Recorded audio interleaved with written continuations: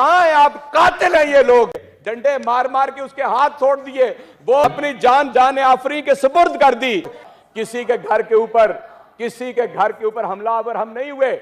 हमने किसी की बहन बेटी की इज्जत के साथ खिलवाड़ नहीं किया।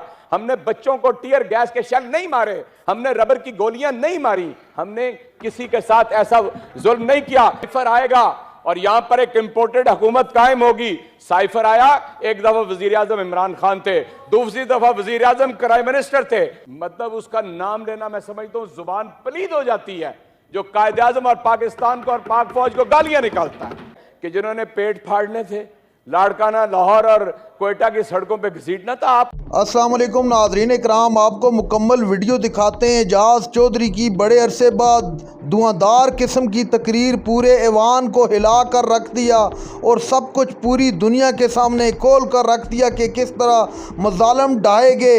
एजाज चौधरी का कहना था कि इनको खुदा का खौफ नहीं है, कातिल हैं ये लोग। इतनी सख्त तकरीर के पूरे ऐवान में सन्नाटा छा गया। आप ये वीडियो देखिए, फिर इस पर डिटेल में बात करते हैं। पुलिस की तहवील में चला गया था और आपने यहाँ से प्रोडक्शन ऑर्डर जारी किया।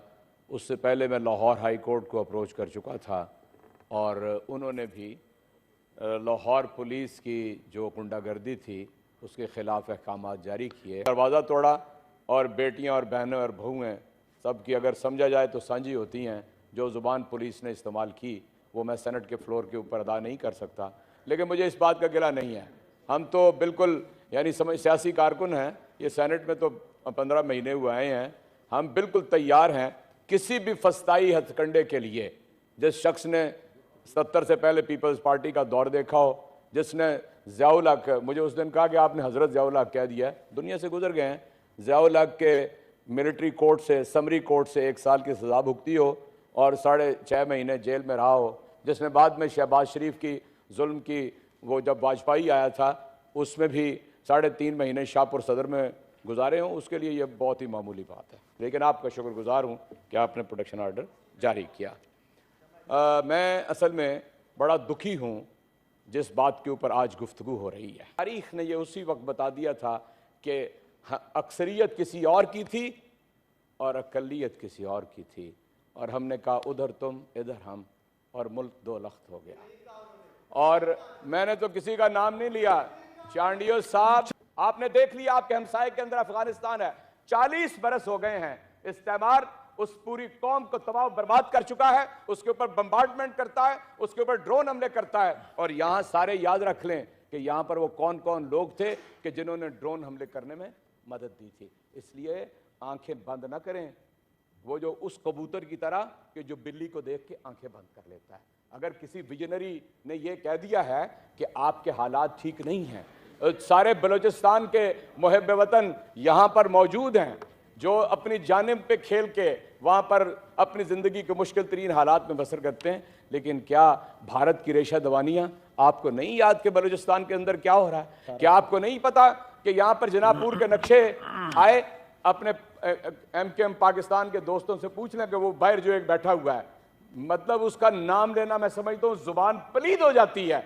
जो कायदे आजम और पाकिस्तान को और पाक फौज को गालियां निकालता है। इसलिए मैं ये समझता हूं अगर आपको किसी ने मुतवज्जो किया है तो आप उसे खैर की बात समझें। मुल्क टूट गया था, आपकी याददाश्त में रहना चाहिए। और जो कुछ हुआ था, आपसे कह रहा हूं, जो 90,000 लोग जो थे भारत की कैद में चले गए थे और हम कहते रहे थे कि जी हम लेकर आए, हमने क्रेडिट हासिल किया, और मैं क्रेडिट देता हूं। इसलिए ये ना कहें कि इमरान खान ने कोई ऐसी बात कह दी है कि जो आपको समझ नहीं आ रही, उसने आपको मुतवज्जो किया है। अगर इसी तरह साजिश होगी, इसी तरह 2 दफा साइफर आएगा और यहां पर एक इंपोर्टेड हुकूमत कायम होगी। साइफर आया, एक दफा वजीर आजम इमरान खान थे, दूसरी दफा वजीर आजम प्राइम मिनिस्टर थे। दोनों का नतीजा एक था, आपने डिमार्श किया यहां पे अमरीकियों को। आप क्या कहते हैं, यहां ये वैसी हुकूमत आ गई है? 20 लोगों को आपने खरीदो फरोख्त किया सिंधा, उसमें मंडी नहीं लगी यहां पर आप। इसलिए मैं ये समझता हूं कि गिलानी साहब फरमा रहे थे, गिलानी साहब तहरीक इंसाफ ने आपके ऊपर मुकदमे नहीं कायम किए, जरदारी साहब को 10 साल तहरीक इंसाफ ने जेल में नहीं रखा, हमने नहीं आपको कोई सजा दी, हमने सारे केस आपने एक दूसरे के ऊपर बनाए जो आप अदालतों के अंदर चल रहे हैं।